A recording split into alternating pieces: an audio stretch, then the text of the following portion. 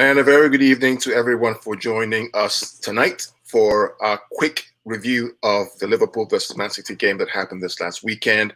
This is meant to be a quick discussion with my very good friend and City fan, Inka Oade George. How you doing, buddy? I'm good. Glad to be back. Glad to be back. Feels good. It's a good day. It's a good day. It's a good day. Hey, are you still basking in the glory and the euphoria of what happened? I'm still basking. It was an amazing weekend. It was an amazing weekend, and yeah, I couldn't have scripted any better. Absolutely, absolutely. We want to spend the next 35 minutes talking about the game itself. We and I have talked about doing this real rapid, quick fire discussion around Yeah. what we saw about the game, first half, second half, what we learned about the game, some player ratings, and then maybe some discussion around pre-game. How did you feel going into the game and all that kind of stuff? So we know that Charlie, our friend from the UK, sent us a comment today that he won't be able to join us because he's in the UK. But but he's going to check back later on after we Okay. do that. But No if you're watching problem. this, join us. Post on Facebook, post on YouTube. We'll share your comments. If you have questions, you have thoughts, please make sure you do that, and we'll certainly post your questions or thoughts and address them likewise. But good to see you, buddy. Good to see you, man. Good to see you. I'm excited. I'm excited. Absolutely, absolutely. Let's talk about pre-game. The lineups. When you saw the lineup, what was going through your mind? Were you disappointed? Were you happy? What was going through your mind? To be honest, I was a little nervous when I didn't see Walker starting on the right. I didn't know he had picked up a knock or a slide, or Pep was maybe resting him a little bit more. I didn't know what the issue was. I didn't know if he was rest or was injured. I think I saw something that said he was injured. So I was a bit nervous. I'm not gonna lie. And then I saw Cancelo on the Zinchenko on the left, and that made me nervous because if we're being honest with ourselves, both of them are not really strong defensively. They're not really strong, and I thought this was a game where you need to be mindful of the speed of Salah and Mane, and so that made me nervous. As far as the lineup going forward, it was different from me. I'm used to, even though they always, so Pep does this funny thing, and I don't know if he does it to mess with the media, where he'll list Sterling, or they list Sterling on the right, and he ends up playing on the left anyway, or he'll lift him on the left, and he ends up playing on the right. And I think now I'm starting to sense that he does it to mess with the media because he doesn't want them to know. Yeah. That's my thinking, because remember I told you before I started the game, I was like, well, Sterling's playing on the right, but he ended up not really being on the right. He was on the left. So it's, I don't know. But as far as the lineup, I didn't think Foden would be leading the charge. And then again, I was right. He really wasn't, because when the game started, they were mixing it up. So I'll stop there. Like, I was comfortable with the top part of the lineup, but with the back four, mainly the fullbacks, I was kind of a little nervous about that. Yeah. So I watched the City always have this pre-game where they show the video of them in training, the pre-Liverpool training sessions. I was watching it like the night before, and I noticed one thing. I noticed that Walker was there training, and all of a sudden he held his calf. When you asked him, he said, "Where's Walker?" I said, "Walker's injured." So when I saw Walker's calf, he's holding his calf. This guy's probably injured, and he won't probably play because he's always had calf issues. So when the lineup came out, and I didn't see Walker, I had Walker in my lineup too. When the lineup came out, and at least Walker there, I wasn't surprised. Surprised. Now, the Zinchenko angle, I mean, if you think about it, Zinchenko played against Chelsea, played well. Played against United away, he played well. I didn't have him in my own lineup, but I wasn't surprised that Pep trusted him to play again against Liverpool. It was a risk, massive risk, but the boy deserves every credit for those away performances, and he basically, did well in the game. The only change I had was Mahrez came in for Jesus, but I wasn't surprised Foden played a false nine. But going into the game, I wasn't nervous because I thought, because they had dropped points at Brighton, United had dropped points against Everton, so we had that gap, and so there was, not much nervousness, but there was still, I wanted them to win the game, but Yeah, but as Pep does, the false nine. Yeah. I mean, it's incredible. What do you think about the presser with Klopp and Pep discussing about COVID and? I don't think that was specifically Man City driven. Pep's no, not Pep.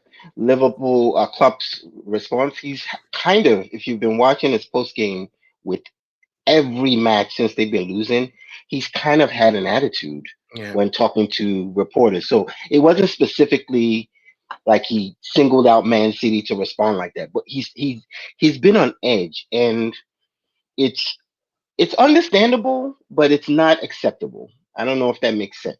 Yeah. It's understandable that he feels that way because Liverpool is basically the main rival to Man City over the last, I don't know, what's it, 3, 4 years? Yeah. That's been our main rival. And he's never had to, he's always been rising to meet City. And then he met them. Yeah. And then this year he's going a peg down, and he doesn't know how to deal with that. It was quite different from Pep Guardiola. When we were going through our struggles, when we had fullback issues, left back issues, center back issues, Pep was able to deal with the questions, even though he was irritated as much as Klopp was, because you could sense from the interviews last year when we were going through things, they would always try to get at you, and that's what the media does. That's what they do. Which is why I'm kind of surprised that Klopp doesn't know that's what they're trying to do, because Pep realized what they were trying to do. They would try to get him to say things when Liverpool was up. He would say, "Hey, basically, we still got to play better. We have a squad, even though we're dealing with injuries. We still got." He tried his best to keep his composure. Klopp doesn't know how to do that, and it's affecting him. So it's tough. I wasn't surprised.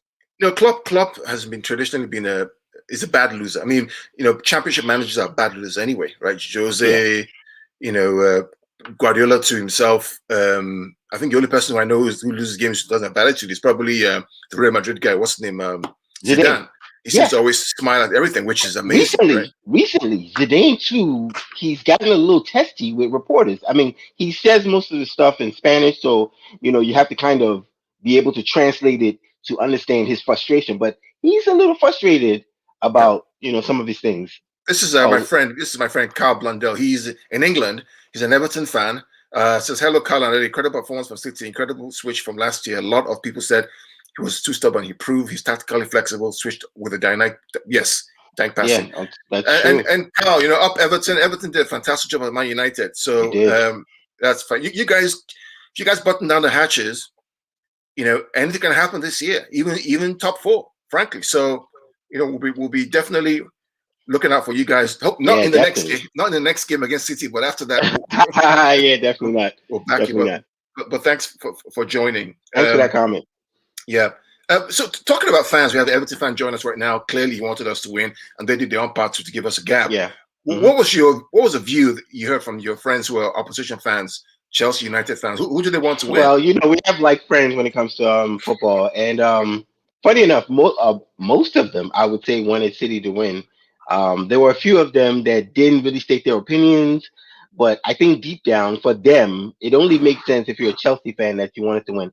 I mean, one of my very good friends is a Liverpool fan. You know him, Shegun Olabi. Him and I have a very cordial relationship, probably more so than all the other guys I'm friends with, which is funny enough.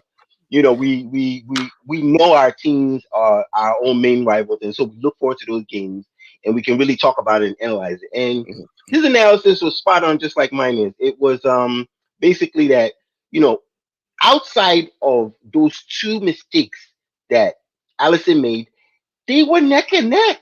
Well, I'll come to that because I have an analysis on that particular piece, and we'll talk about that because in summary, I think these are the 2 best teams in the league. That's what I think too. That's what I think. I know people don't like to hear it. They're like, "Oh, United is going to come up." I'll give them that, but you need to be at the top. You need to show consistency. These, from what I saw, that game I saw, these are the 2 best teams in the league. There's no doubt. And I wasn't surprised up until the point. Okay, I don't know when we're going to get to it, but okay, we're talking about the friends. Yes, their reaction was mixed. Some wanted us to win. Some wanted us, some wanted us to lose because they just don't like City, and so it was a mixed reaction from friends. Absolutely. Karl says, I'm adoring the new Pep style. Very different from passing. Last season, the passing was forced. Where this year it's flowing like water, beautiful to watch. Indeed, it's flowing like water, and I think we have an idea of why it's flowing that way. I think it has to do with the tactical system, the players that he has, and we'll talk about that. Let's. What about Arsenal? Well, yeah, we'll talk about Arsenal later. I have a lot of Arsenal friends, Karl. A lot of our friends. My wife is an Arsenal fan, so I can't say too much. I can't say too much bad about them. My father-in-law is an Arsenal fan. I mean, with Arsenal, I feel sorry for them because it's like, Arteta's a good guy. He's young. He is. He really is. He's trying to do best with the tools that he has. But clearly, the players, in my opinion, are not good enough to compete with the likes of United, Chelsea, City, and Liverpool. Frankly, yeah. We're being honest. Yeah. I mean, to be fair, the game this weekend against Leeds United, if they don't win that game, they're in trouble. They're very in big trouble because right now Leeds is up above them with a game in hand and more points. And after Leeds, they're going to play City. They're going to play, I think. Tottenham, it's a big games coming up. I'm pulling up the table. That's going to be tough. It's going to be tough for them. Yeah. And then you still have Aston Villa over there. It's going to be tough. It's going to be tough. Okoye says, I'm a United fan, but City Liverpool up there for the next season. Well, it's a Premier League. It's tough, Okoye. It's one injury. Every team is one injury away from a disaster. Let's put it that way. Yeah. I mean, City are fortunate that we have a deep squad. And that deep squad steps up when their main player is out, which is De Bruyne, because it happened when we had a 100-point season. De Bruyne was out half of the season, and everybody stepped up, especially Bernardo Silva. So we're lucky that way. And I think other teams are going to going to realize they need a deeper bench to sustain a significant injury to one of your top players. Yeah. And the good thing about the Premier League is that because all the teams receive equal amounts of money from the TV rights, which the top six don't want, they want to change that now. It gives them a more competitive edge versus La Liga or Bundesliga or any other league. So they can go out and get players and keep players. They can keep players that have sold off to other teams. So it's tough. I mean, it's a tough season. Who knows what's going to happen next year? But let's go on to your first half observations. Okay. What were your thoughts about the first half? First half observations. I mean, like I started to say, the game was pretty much even. It was. I knew no matter what, like Liverpool had lost this game to this Burnley or whatever, and people were like, "Oh, City are going to just run through them. This is going to be 3-0." I'm like, you've never watched a Liverpool and a City game. That's why you're saying that. No matter what. It's become one of those rivalries that's almost like a derby now, where they gear up for each other. I knew no matter what the backline was, this game will be even because they are amped up to play this game. And so it was even. It was pretty much what I expected. There were a couple of nervous moments where Salah got in behind, or no, he took a shot and missed wide. Mane had a header, and they made a lot of interesting plays that kind of, they kept me on edge of my seat. But I saw CD playing, and we just kept moving the ball side to side, the way we were moving the ball. And it was just brilliant to watch. I was keeping an eye out for the defense. I was watching Zinchenko and Cancelo carefully because I know Cancelo likes to drift into that midfield area where he likes to operate. And I was like, you got to keep an eye out on Mane over there. Same with Zinchenko and Salah. So it was things I was watching for, but first half was pretty even to me. And, and I think, I don't even remember. Did the penalty come in the first half? First half. We'll talk about that. The first half. Okay. Yeah. So we're still talking about the first half, right?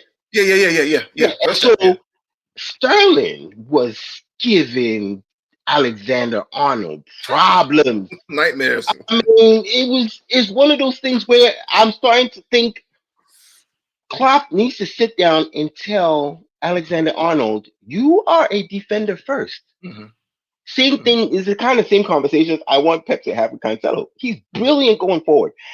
Alexander-Arnold doesn't know how to defend anymore. Robertson is way better, but even Robertson was having problems. But he was going past Arnold like he wasn't there. So basically, it was the center back that had to deal with Sterling. And it was, if you watch the first penalty, that was all Alexander-Arnold's fault. He walked by him. And then Fabinho had to stick a leg out to bring him down. And then, obviously, you have a guy that missed a penalty, and that's a concern for me because Against Liverpool, we've missed 3 penalties, Three. including De Bruyne. So Correct. Yeah. I don't know what they have to do about that. But the first half was brilliant. Sterling was amazing. Foden was really good. And so that's kind of what my take. What was your take? Well, so the couple of things. First, Karl's comment. So Digne is an Everton left back. It says 10 times better than Bernard Robertson is. You know, the rivalry between Everton and Liverpool is worse than United versus City. So, Oh yeah, I know that. But Digne is a good left back, to be fair. So the couple of things I noticed about that first half I did. We started off in a 4-3-3 with a false nine. When we had the ball, it was a 3-1-3-3. Cancelo dropping into the midfield, correct, helping out. To me, this was a high-pressure chess game between two very, very, very good sides. Yeah. Incredible teams that control and move the ball.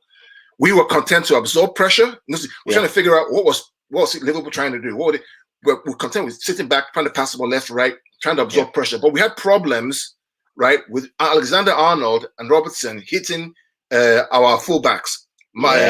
Cancelo on the right, and Zinchenko. They kept bombing for, which is where Mane almost scored the goal with his head. Yeah, exactly. Because which was the problem, because Foden didn't know how to high press. He was basically like a headless chicken running around the middle, right? And Sterling wasn't tracking back. Neither was Mahrez tracking back. Mm-hmm. So he was basically really trying to control, stay in the game. If you can stay in the game against Liverpool for the first 30 minutes, you have a good chance. Very good. Because every time they've played against us, they've blown us out in the 30 minutes. It's gone.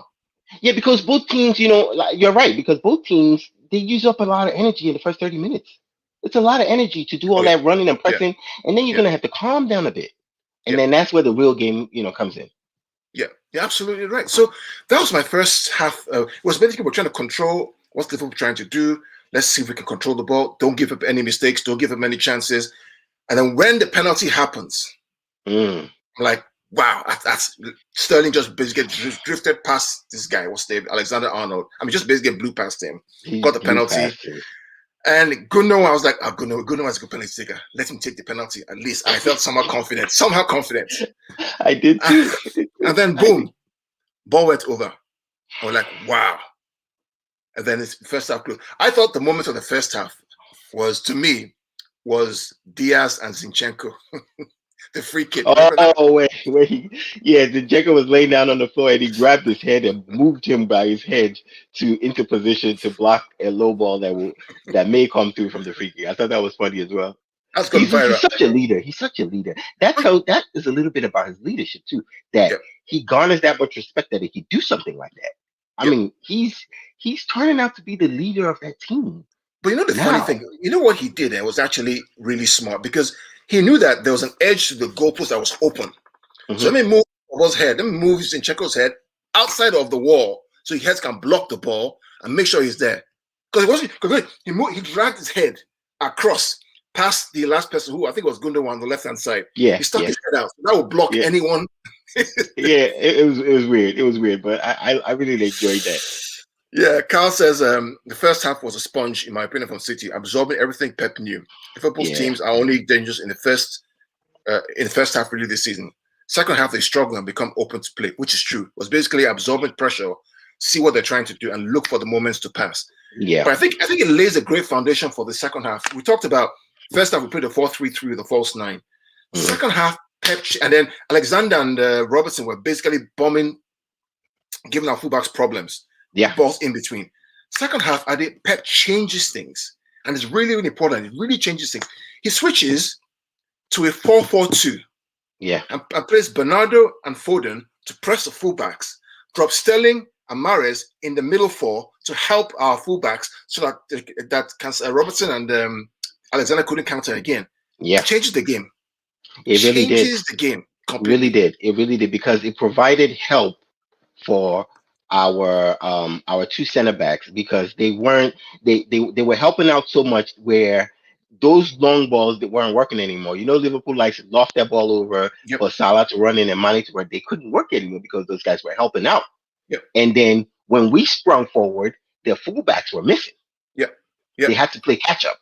I was talking to Lindsay, and Lindsay's a friend of ours who's an Aston Villa fan. There's similarities between that second half performance and what Aston Villa did to Liverpool, which is basically absorb pressure, counter-attack, absorb pressure, transition out, and beat the fullbacks to get in behind. That's Oh, what kind of that's what Aston. I gotta go back and watch that thing. go watch that game again. That's all they were doing. They had 32% possession. Liverpool had about 60%. Absorb pressure, counter the high line with Trent Alexander and Robertson, who were playing high, and getting behind them. It was magical. I gotta watch that again because I mean, if you look at the possession stats, you notice that's what we're doing because we only had 44% of the possession.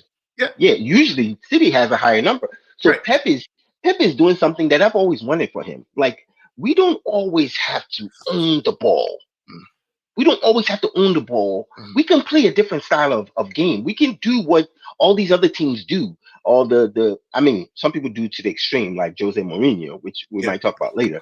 But we can do this counter-attacking. It's not some magic thing that only some coaches know how to do. It's just the idea is owning more possession of the ball gives you more chances. That's just simple math. And that's why most managers would want to possess the ball. You get more chances. You limit the chances of the opposition. But any team can play counterattack in football. It's one of the easiest things to play. It's just you have to be a master and know that when you're counterattacking, you're also vulnerable as well. So it's a kind of a chess game where managers play. What I enjoyed was not just the transitional counterattack football that we played, but also the possession, the purposeful possession that we played, looking for the wide areas to attack the fullbacks, looking for a way to switching the play from left to right. Rodri controlling and stopping those counterattacks. I mean, Karl says Diaz is simply incredible. When he gave away the penalty, you saw fire lit in him. He reminds me of John Terry.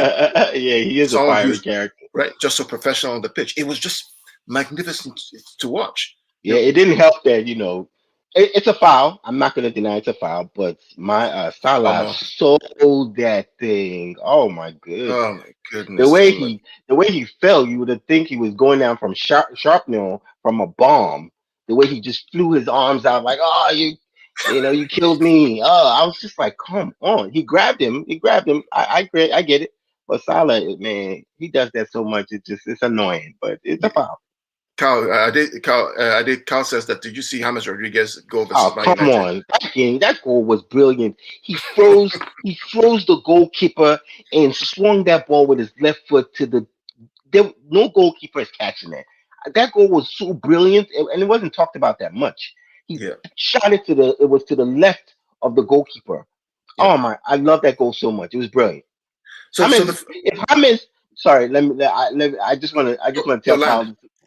If James can stay injury free, he will be a problem in the EPL. Well, I told Karl when the season started and Everton got James Rodriguez, I told Karl Blunder, I said, you guys have stolen a player because this kid, I don't care what the media said about him, said he's finished, he's not good, he didn't go play with the Bayern Munich, he wasn't successful. This kid is a brilliant player. He's a star. He's brilliant. I mean, from the World Cup, when I saw him in the World Cup, the crosses, that one cross I remember from the World Cup where he swung the ball to an open, it just curved. We'll talk about some other time because I don't want to get carried away. No, he's a fantastic player. But he's a fantastic player. Just to talk about the turning point. So Raheem gets dribbles to Trent, gives it to Foden, take a shot, and Gundogan is right there in the box, 1-0. Then we concede a penalty, which talked about. Yeah. And then things begin to change in the game. City now go to gear 5 and really step up the pressure. They really did. And then Pep took out Mahrez, brought in Jesus, and the game completely changed. Completely. Yeah. He moved completely. Now moved Foden to the right, Jesus through the middle. And people talk about Alisson was poor. I beg to differ, Ade, because I think that everybody knows in the City camp the strengths of the goalkeepers. Yeah. They know that Alisson's natural tendency is to play the ball on his right foot to the left fullback. Yeah, that's what when he builds up from the back, that's what he likes to do. He likes to go from his right foot because to the right side. City knew that. If you watch Foden's reactions and Bernard's reactions, they were on the right side. They knew that and they anticipated that error. Correct. So those two things were not by accident. If it happened once, you can say it's by accident. But twice, they knew exactly what they were doing. And from those two errors and recoveries, we basically pounced on their box and 2 goals were scored. What do you think? You're right. You're right. I think you're absolutely right in that. They were errors because they weren't precise passes. if you're going to do something like that, you have to be precise. The first pass he tried to make, let me think about that one. That was the one where he wanted J- to, I think just he pressure wanted to him. lob it over Mm, the player, and he misjudged it. And yes, so they basically they were inaccurate passes, and he was under pressure. The thing is, look, I know the EPL is on this thing where, and people won't give us credit for this, but Edison is the one that brought this into the league yeah, I agree. with the these passes that he pings to like Aguero or ping it right. Jeez, And guy. everybody's under pressure to play like that. And I think some goalkeepers haven't mastered it. And Allison I wouldn't say he hasn't mastered it. It's just under pressure, there are not too many Yeah, people yeah, yeah, that can make those passes. yeah, I mean, even Edison has made maybe one mistake like that yeah, before. yeah, I think it yeah, was to Salah, and yeah, Salah, he yeah, lobbed it over him. yeah, So it yeah, happens. yeah. But to make it back to back, that really shocked me. Well, I think Alice's problem, he's a good goalkeeper. He's a good shot stopper, Yeah, right? But yeah. he's not as good as Edison in that In distribution. distribution. And Yeah, the City team knew it, and yeah. they knew where he was like, because that's what he likes to play on his right foot, because he's right footed to the left Hmm. side to build up. Correct. They knew Correct. it and they blocked it, and that's where the 2 goals from Bernardo recovered. What about that chip from Bernardo to Sterling? Oh, come on. I showed you to slow down. I don't you really have to see that pass to appreciate it. The one to no, the one to Sterling wasn't a chip. Watch the video I sent you again. He passes the ball between Allison. You showed the square. Go watch it Yeah. in slow motion. He passes Okay. the ball between Allison and Fabinho. There is very few humans on the planet that would actually see that pass. That pass is so brilliant. Yeah. And then it was a tap in for Gordigan, obviously. But the pass, Foden he's something special. 20 years old. Well, that's my next topic, really. That 4th goal was like the icing on the cake, man. I mean, he literally just, I mean, he Mm, basically, I mean, the goal that he scored, he basically started it off with Sterling on the left hand side. yeah. Then Bernardo recovers the ball, gives it to Sterling to score. Then that 4th goal that he scores, Man, I mean, that's like that Messi. That's like Messi, like, man. Honestly, it is. I look. Pep has an eye for these things, man. He said it a long time ago. This was 3 years ago when the whole Sancho and Foden and Brian Diaz, the crop of young talent that City had. yeah. Pep said it at the time. He said this kid Phil Foden is something special. I had no idea what he's talking about. I knew Phil from the academy. We knew Jaden Sancho. We knew Brian Diaz, and we were just like, what's he talking about? Mm-hmm, No, nobody mm-hmm, knew, and that's why he was willing to let Sancho go. mm-hmm. This kid is special. This kid learns. He's a hard worker. He tracks back. He's a brilliant kid. And I I, think, I, yeah. go ahead, I, I'll let you go. I'll tell you what. If you really want to enjoy the game, I enjoyed Phil Foden the most was the game he played against Cheltenham FA Cup, the last one.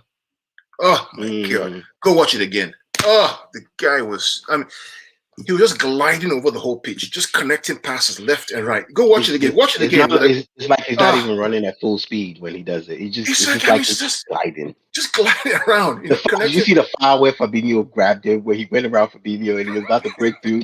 And I mean, this, You know, at some point, when I saw the lineup, I was like, I want Foden to do well because I want him to break out. I want this to be his breakout game. and it was, Where you have a breakout from this guy. I don't want you to just kind of be a passenger and just do something they take you up at halftime or yeah, 60 minutes. I want you to stay in the game. I want you to break out because I want the world to see how good you are.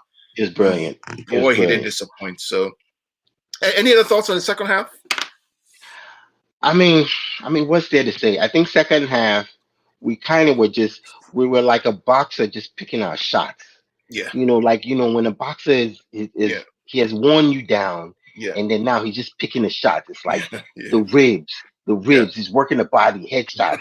It's like we were just picking shots at them, and yeah. then it really showed for See, me because I like to analyze both teams. It showed that Alexander Arnold is very, very poor defensively. mm, He is, and that's why Klopp has benched him a couple of times where he Mm-hmm. looks miserable on the bench Mm-hmm. because Pep can see what everybody else sees. This guy, when he has to defend, he is lost. He has spent too much time taking free kicks and doing all these offensive things where he has forgotten his primary role. It is exactly how Benjamin Mendy is, and that's exactly why Benjamin Mendy doesn't play in the first team that much anymore.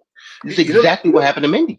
You know the funny thing, that's a good point you made, because the last game they played against us, the big game, it was Gomez that played right back, not Alexander-Arnold. Yeah. Because Gomez is fast and he can defend better than Alexander-Arnold. They know he's because believe it or not, if Walker was healthy, he would play.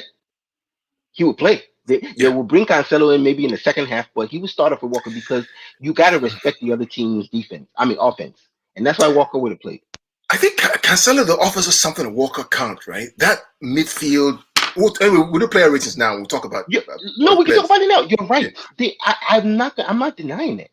Cancelo gives you something that Walker probably can never give you, and Walker gives you something that Cancelo cannot give you. So that is the problem Pep has in managing both guys, because he's like, I want what this guy gives me offensively, but I want what this guy gives me defensively. Yeah. How do you? That's why they always play like he will play like 60 minutes. This one will play 30 minutes, but really you want both of them to play at the same time, and which is difficult. Absolutely. Yeah, that's why I had them both in my own lineup. That's why, but Walker was injured. But let's do player rate. Kyle's funny. He said, "Can we play just the youngsters against them?" I don't think so, Kyle. I don't think that's gonna happen. Sorry, bud. But good luck to Everton. We really wish you guys get top four. At least get European football for what it's worth, because you guys have done well this season. But let's go to player rates. Let's talk about our players and give them a grade of over 10. Edison. What would you give him? I mean, he didn't really have that much to do. I would give him a 7. I'll give him a 7. Yeah, I'll give him a 7. Yeah, I'll give him a 7. Good distribution. Probably the best goalkeeper right now in the Premier League. It's gotta be. Without a doubt. Cancelo, our right back. What a baller! The perfect Pep player. I mean, we didn't see too much of his. I think we saw more defensively what he's capable of, or at least he showed in this game. Mm-hmm. But I'll give him a 7 as well. I'll give him a 7. Yeah. I give him a 7.5. He played number 6. He played number 2. Yeah. He played number 8. Mm-hmm. Yeah, absolutely incredible. I'll give him a 7. Karl said he's giving Edison a 7. Didn't do much. Yeah, we agree with you. Yeah, we agree. I agree with you. Yeah. John Stones. Oh, John Stones. He's one of my favorite guys now. I will give Stones. I like Stones a lot now. I'll give him an 8.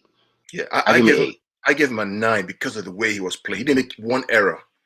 Yeah, he was moving to midfield, breaking the lines. I mean, against Liverpool. Against Liverpool. Not against, West Brom. Maybe 8.5. 8.5. 8.5. Yeah, I'll give him 8.5. I give Diaz a 7.5 just because of I love Diaz, but I'm not giving him a 7.5. I would give Diaz a generous, aside from that one mistake. I mean, I don't think he'll repeat it again, because that one was, he whiffed it. He whiffed it. He wanted to clear that ball, but he didn't make good contact. I'll give him a 6.5. Okay, that's fair enough. Zinchenko, what would you give him over 10? Zinchenko, again, this is another game that I feel like defensively he showed that he can be capable. Mm-hmm. I will give him a 7. I'll give Zinchenko a 7 in this game. Yeah, I give him a 7 as well. I said Zinchenko deserves his spot. He's played against Chelsea away, United away, Liverpool away, and he did And he's well. playing out of position. He's not a left back. He's not a left back. So which means that he doesn't have speed, but which means that his positional sense has to be really, really good. Correct. And concentration has to be really, really good. So yeah, I give him a 7 as well. How about Rodri, man? That game. Rodri was brilliant in this game. He was a general in that midfield. Remember, I told you. Told you between when you asked me Fernandinho or Rodri, I said Rodri. Rodri, he's becoming the successor to Fernandinho that I wanted him to be. He was a general in that midfield. He bossed people. He was pretty good. I'll give him I give him 8.5.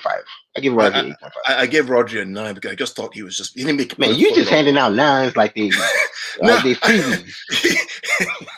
I think it's because of the quality of the opposition. Right? If it was Swansea or if it was West Brom or Fulham or something, probably low 8. But because it was against Liverpool away at Anfield, we haven't won there since 2003. Yeah, and it was playing as a single holding midfielder against that high pressing team that presses with the front three, with the middle three. Yep, I'll give it 8.5. 8.5. So our good friend Mr. Whippy Gundogan. Gundogan, just because of the one whiff of the penalty, but he still had 2 goals. He would have been a 9, but I'll give him 8.5 because he was brilliant in that game. He's Kevin De Bruyne 2.0. I agree. I give him 8.5. It's a monster mentality. He taught Thiago how to play midfield. He did. He taught Thiago how to play midfield. It was brilliant. He did. What about Bernardo or Bernardo? Bernardo Silva. You know what? Bernardo did his average. I feel like he did his average. He really pressed well. He pressed well in this game. I'll give him a 7.5. I think he did his job well. I think Bernardo played for us the year Kevin De Bruyne was out the way Gundogan is playing now. And I think he could get there again. It's just maybe it's a little bit of confidence he lost because of that whole racism thing with Benjamin Mendy. And I think he's getting it back. Yeah, absolutely. I called Bernardo the Energizer Bunny. There was one moment in the game, I watched it last night again because I was preparing with you. And it was 5 minutes and 43 seconds. This guy runs from the midfield. Watch it again if you go to that clip. Just 5 minutes into the game. He runs from midfield all the way to Alisson, chases in all the way down, passes Foden, passes everybody, almost gets the ball from Alisson's feet. And Alisson kicked the ball into touch. That's the Bernardo remember from the 18-19 season where he was, the energy, the pressing. And that's why I said the pressing was really good this game. It was brilliant. He pressed well this game.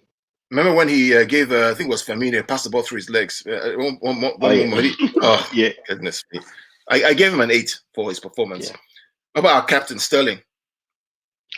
Sterling was a 9 in this game. Sterling was a 9 in this game, without a doubt, for me. Because I don't know. Look, I don't know if Sterling was that good or Alexander Arnold was that bad. That's how amazing Sterling was in this game.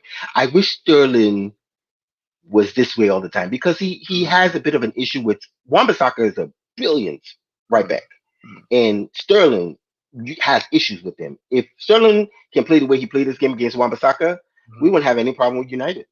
Absolutely. Yeah, but I'll give him a 9.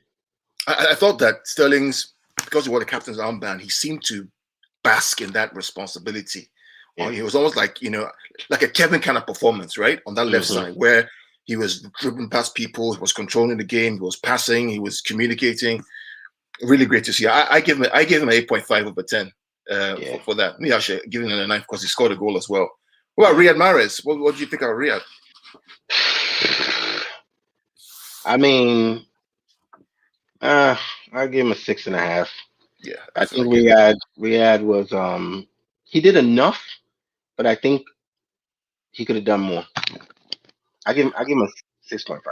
The problem Riyad had was when Foden went to the right, the game just changed completely. It did. So it begs the question, okay, if the game can change that rapidly when we move this kid to the right, what you doing, bro? I give him a 6.5 as well. Yeah, like I told you with Riyad, man, it's there's some games you watch Riyad and you're just like, man, this guy's amazing. And then there's some games that for me it's consistency. That's why Kevin De Bruyne's, the Bruno Fernandes are rated high up there because these players are consistent. If you can't just be good one game and then take off the next 2 games, we don't see you again. If you show consistency, you're up there. And Riyad Mahrez, when he used to play for Leicester, he was consistent. He was game after game. That's why we got him. Absolutely. And then when he came to City, it's like some games he just doesn't want to chase anybody back. And then some games he wants to be a superstar. So consistency is the key for me. He needs to work on that, definitely. Foden. I mean, Oh, come Phil. on. I have something against giving people a 10, so I'm gonna give him. I'll give him a 9.5. I gave him a 9.5 as well. I said Yeah, magnificent. I can't give a 10. Nothing to say. He completely destroyed Liverpool. Remember the game at the Etihad, where we beat them 4-0 in June or July? You know, Foden scored a goal there too. Remember that pass he made to Kevin? Yeah, you're right. Yep. Yeah. Maybe Again, he's becoming sort of a Liverpool killer now. yeah. Yeah. I don't know. We'll see. We'll see. Yeah. Jesus, what do you think? I think when he came in, he Jesus worked hard. came in. I think Jesus worked very hard. I'll give him an 8. He worked very hard when he came in. Yeah. Could have had a goal, but sometimes it doesn't fall your way. And then the boss, Pep Guardiola. How do you? What I mean? What was your rating for him? I gotta give the boss. I gotta give the boss a 9. I think the boss played this one right. He played this one right. I give him a 9 because he's doing something that I've always talked about him doing, adjusting his game, but not titanic adjustments like he does in the Champions League. Just little tweaks to your game for the opposition you're playing, and he was brilliant in this. He played his cards right. I give the boss a 10 for one reason. Wow. One reason only, because no other City manager since 2003, after Sheikh Mansour took over the club, this was the ground that Sheikh Mansour and the leadership wanted to win in. All the other grounds they won in. They felt that this ground was a defining moment that changes the mentality, because they've never won at Liverpool. That's true. Since 2003, before he came and took over the club, they've never won it. Wow. Up until today. So this was a ground. I read in the media, I read in the news that this was a ground that they really, really wanted to win in. They've beaten United, they've beaten Chelsea, they've beaten Tottenham. This one, I mean, they've only got 1 point in how many games? So this win, this was a big one. A big one. That's a big one. We'll talk about what we learned from this. It changed the mentality. And then Michael Oliver, I gave him a 9 over 10. Yeah. You know what? The ref was fair.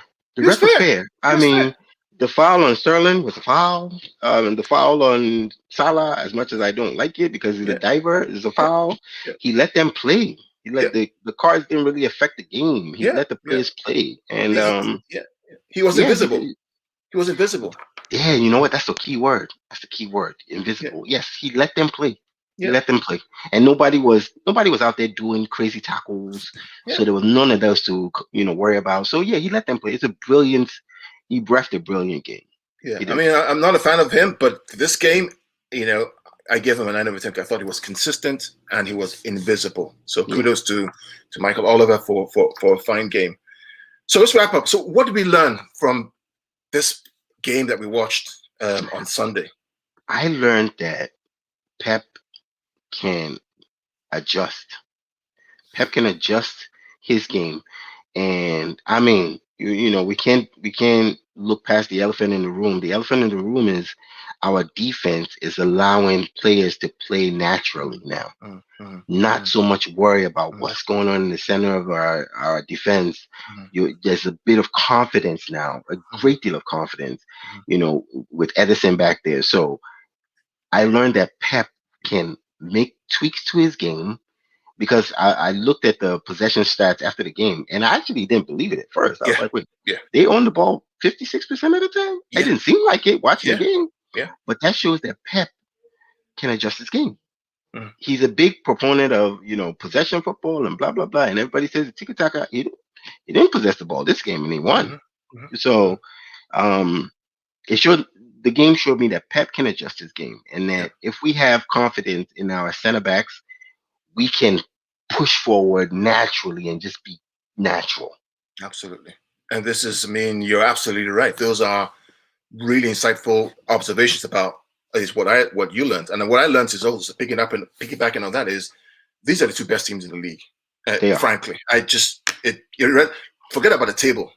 What we watched, I had this argument with a United fan, like David. I said, look, what was disappointed about United's performance at Anfield was I didn't go for it. They weren't courageous. They weren't brave. They weren't. And then Fabinho wasn't even in the game because he was injured. Could have gone for it. Because if you had gone for it then, you'd have sent a statement, and it changes the whole dynamic around the club and also gives you a title charge. but these are the two best teams in the league. Yeah, and for me, I feel if Liverpool played this way against all these other teams that they've lost to, they would win all those games. Well, against the big clubs, they do. They beat Tottenham away. They beat West Ham away. They beat Chelsea away. Who else did they? You know what? That's true. That's true. They beat all the top teams away, right? In the Premier League, it's just they came to us. We almost won the game in the first one. Then the second leg, we beat them. So they're the two best teams in the league for me. And I think this, if they get their act right over the next 18 games or so, don't be surprised if they get back up to second and challenge. I think they will. I think it'll be easy for them to get back up to second. They just need a little bit of consistency. Yep. And they'll be back up there. I also think that this win at Anfield changes the dynamic for the Champions League. I think the confidence that the team is going to get from this will be almost muscle memory. Going down a penalty, coming back to it at Anfield will help them in big Champions League games. I'm looking forward to that. And the last thing is, it's a question for you, tough question. Do we have a better functioning midfield with Rodri, Gundo, and Bernardo with no KDB? Ethan. Yeah. I think we play better. Sorry, that's my son. Yes. Okay. I think we play better. Ethan, go away. I think we play better. Well, I wouldn't say. Okay, so this is the thing. It's a tough one. I have a problem with. We are not better by any stretch of the imagination without Kevin De Bruyne. I don't want to even get into that mind frame because, then we'll start to get too overconfident. We need De Bruyne. When he's back, healthy, and can play, he has to play. What I think needs to happen is everyone around him doesn't have to defer to him so much. Correct. Don't defer, because when Kevin De Bruyne, it's almost like the Michael Jordan effect. Yeah. When Michael Jordan is playing and he's in the lineup, okay, the game clock is down to 2 seconds. Throw the ball to Michael Jordan. Yeah. That's what they do with Kevin De Bruyne. They give him the ball every time to do everything. And I feel like these players need to take some responsibility.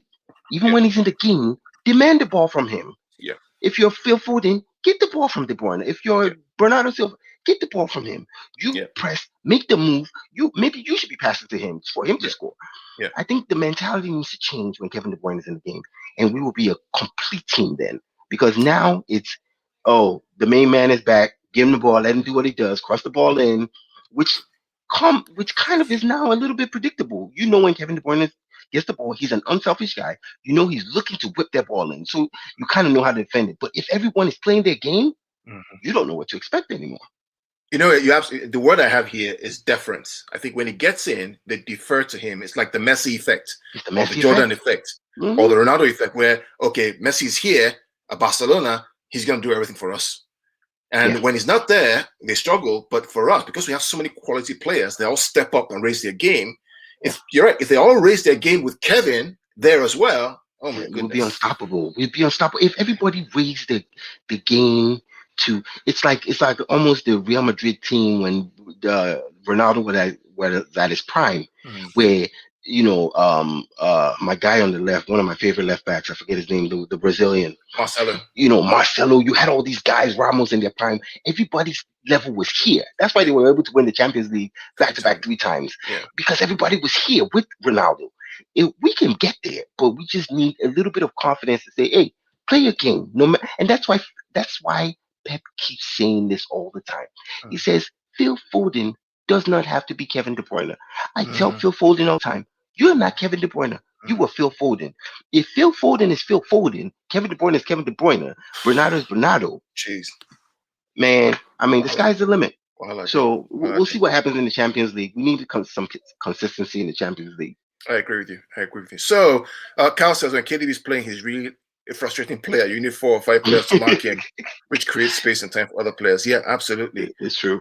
But what Kevin does with the ball, I call him Mr. Hollywood, because what he does with the ball, it's like it's just phenomenal. And it's kind of not fair what I do to other players now. There were times during that game where a player had the ball on the right, and I knew if Kevin De Bruyne had that ball, it was whipped in too quick for the defender to react. Yeah. And I'm like, why can't you do what he does? It's not fair to them because, it's like Kevin De Bruyne, that's why there's only few great players, so I can't expect everyone to do what he does. Absolutely. Well, this has been a pleasure, Ade. Karl, thanks for staying up in the UK all along, Everton fan. We will thank you so much. Thank you so much. We'll be supporting you after our game with you. Obviously. We'll be rooting for you. I'm not sure who you play next, Karl, but we'll support you in that game.